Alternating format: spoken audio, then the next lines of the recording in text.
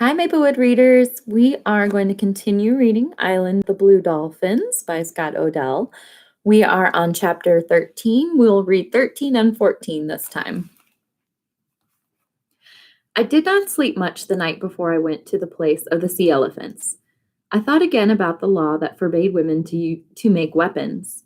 I wondered if my arrows would go straight, and if they did, would they pierce the animal's tough hide? What if one of the bulls turned on me? What if I were injured and then I had to fight the wild dogs as I dragged myself homeward? I thought about these things most of the night. But with the sun, I was up and on my way to the place where the sea elephants lived. When I reached the cliff, the animals had left the reef and gathered along the shore. Like gray boulders, the bulls, again, remember those are males, sat on their pebbly slope. Below them, the cows, females, and their babies played in the waves. Perhaps it is not right to speak of young sea elephants as babies, for they are as large as men.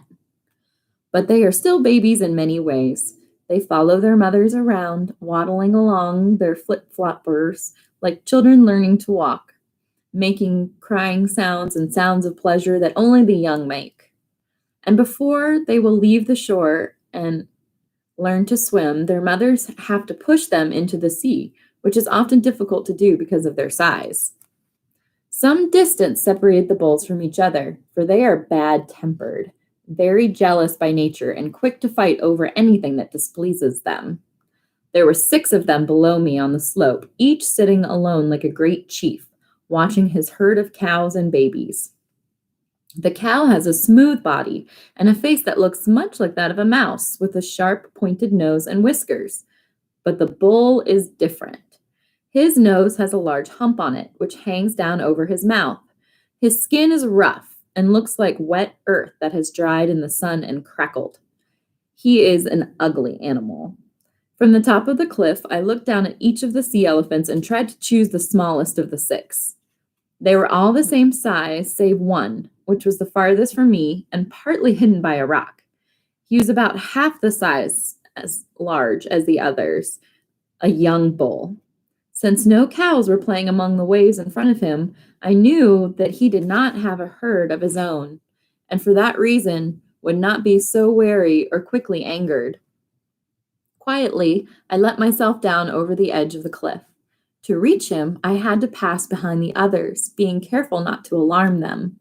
They fear nothing and would not move if they saw me, but it was better, I thought, not to put them on their guard. I carried my new bow, which was almost as tall as I was, and 5 arrows. The path was rough and covered with small stones. I took pains not to send them tumbling down the slope. I was also careful not to be seen by the cows, which get alarmed easily and would have warned the rest of the herd with their cries. I crawled behind a big rock near the young bull. I then got to my feet and fitted an arrow to the bow, although I suddenly remembered my father's warning that, because I was a woman, the bow would break. The sun was far off in the west, but luckily my shadow fell away from the young bull. The distance between us was short, and his back was turned squarely toward me. Still, I did not know where to place the first arrow, whether in his shoulders or in his head. The skin of the sea elephant is rough, yet very thin, but beneath it are thick layers of fat, and though his body is large, his head is small and makes a poor target. While I stood there behind the rock, not knowing what to do, again aware of my father's warning that the bow in the hands of a woman would always break in the time of danger, the animal began to move towards the shore. At first, I thought that by some chance he had heard me. I soon saw that he was on his way towards the cows that belonged to the old bull sitting nearby.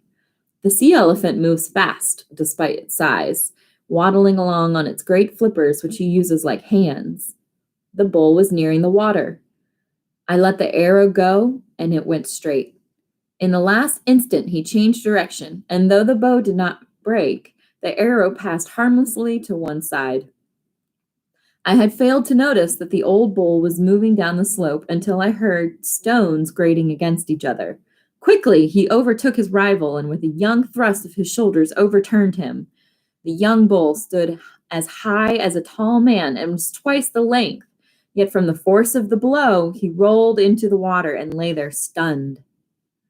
The old bull bore down upon him, swinging his head and bellowing so loud it echoed against the cliffs.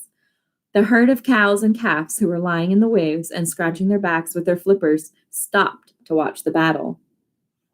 Two of the cows were in the bull's path as he waddled towards his rival, but he went over them as if they were small stones. Using his tusk-like teeth, he ripped a long gash in the young bull's side. The young bull raised himself and turned. His small eyes shone fiercely red. When the old bull slashed at him again, he struck first and sunk his teeth into the other's neck. He did not let go, and the two rolled over in the waves, splashing water high into the air. The cows had scattered by now, but the other bulls sat quietly on the slope. The two fighters paused, getting ready for a new attack. It was a good chance to send an arrow into the young bull, who lay on his back with his teeth still grasping the other's neck. But I hoped that he would win the battle, and I stood there and did not want to move. The old bull had many deep scars on his head and shoulders from battles he had fought before. Suddenly, he lashed out with his tail, trying to loose the hold on his neck, and struck the side of a rock. With his tail against the rock, he flung his body out of the water and thus broke away. He came quickly up the slope, his great mouth open, the young bull close behind him. He came toward me, and in a haste to get out of his way, not knowing whether he was bent on attacking me, I stepped back. In doing so, I tripped over a stone and fell to my knee. I felt a sharp pain in my leg, but was quickly up.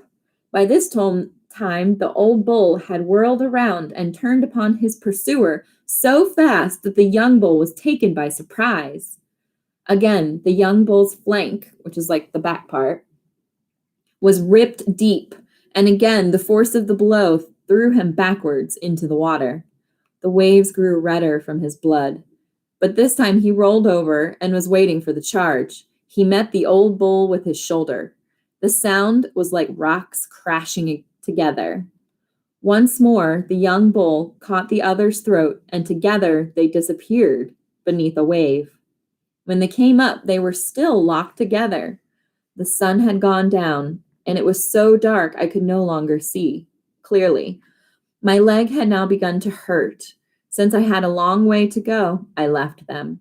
I could hear their bellowing as I went up the cliff and for a long time afterwards.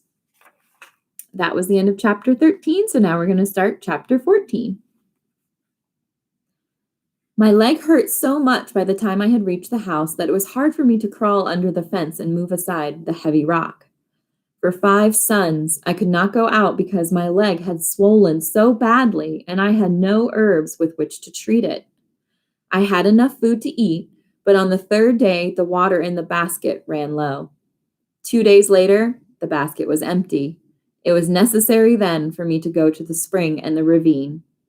I started out when the sun rose. I took with me shellfish to eat, also my spear and my bow and arrows.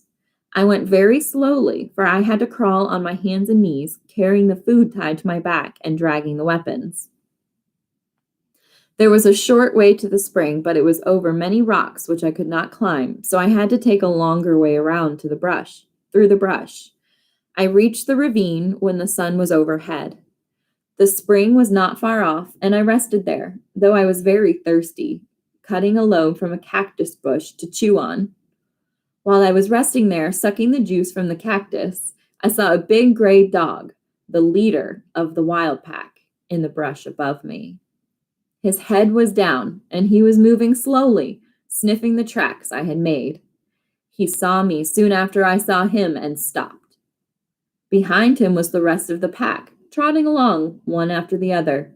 The pack stopped too. I took up my bow and fitted an arrow, but as I did this, the big dog faded away into the brush and was quickly followed by the others. In the time of one breath, they were gone. There was nothing to aim my arrow at. It was as if they had not been there at all. I listened. They were moving so silently I could not hear their steps, but I was sure that they would try to surround me. Slowly I crawled on, stopping to listen, to glance back, to measure the distance between me and the spring.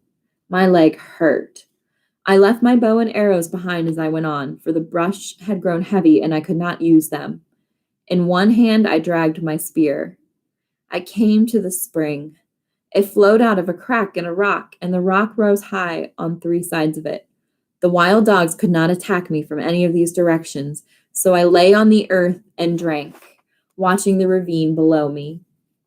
I drank for a long time and filled my basket, and then, feeling better, crawled towards the mouth of the cave. A ledge of black rock ran out above it. Some low bushes grew there, and among them, with just his head showing, stood the big gray dog. He did not move, but his yellow eyes followed me, turning slowly as I drew near the cave. Another showed behind him, and another. They were too far away from me to reach with my spear. Suddenly, I saw brush moving on the opposite bank of the ravine. The pack had split up and were waiting on both sides of the ravine for me to pass them. The cave was now in front of me. I crawled to the mouth and into it. Above me, I could hear feet running, and by the crackling of brush, which was followed by silence. I was safe. I knew the wild dogs would come back, and they did as night fell, stalking around in the brush until morning, but not venturing close. Although the mouth of the cave was small, once you were inside, it spread out and you could stand up. Water dropped from the roof, and the cave was cold without a fire. But here I stayed for 6 suns, until my leg was well, crawling out only once to fetch water from the spring. While I was living there, I decided that I would make the cave into another house, where I could stay should I get again hurt or sick. And this I did as soon as I was strong and could walk. The cave went far back into the hill around many turns, but I needed only the part which lay near the opening and which the sun could reach during some of the day. A long time before this, my ancestors had used the cave. Why, I do not know, and along the walls on each side they had cut figures in the stone. There were figures of pelicans floating on the water and flying, of dolphins, whales, sea elephants, gulls, ravens, dogs, and foxes. Near the opening of the cave, they had also cut 2 deep basins in the stone, which I decided to use for storing water since they held so much more than the baskets. I made shells in the side of the rock as I had done in the other house, and gathered shellfish and seeds to store there. I also gathered herbs from the hill above the spring in case I should need them. The bow and arrows I had made first, I likewise took to the cave. At the last, after I'd made a good bed of seaweed and collected dry wood for my fires, I closed the opening with stones, except for a small hole at the top which I could crawl through. All this I did, thinking of the days that I had been sick and without water. It was hard work, much of it a man's work, but not until I was finished did I go back to the place where the sea elephants lived. The tide was low when I reached it. Far up on the slope lay the body of the old bull. Gulls had picked his bones clean, but I found what I had come for. Some of the teeth were as long as my hand and half its width. They were curved at the tops and some were broken. But when I had ground the best of them down with sand, I had for my work 4 good spear points, broad at the bottom and very sharp at the ends. I made 2 more spears from these points and at last was ready to go to the cave of the wild dogs. That's the end of chapter 14. Until next time, readers.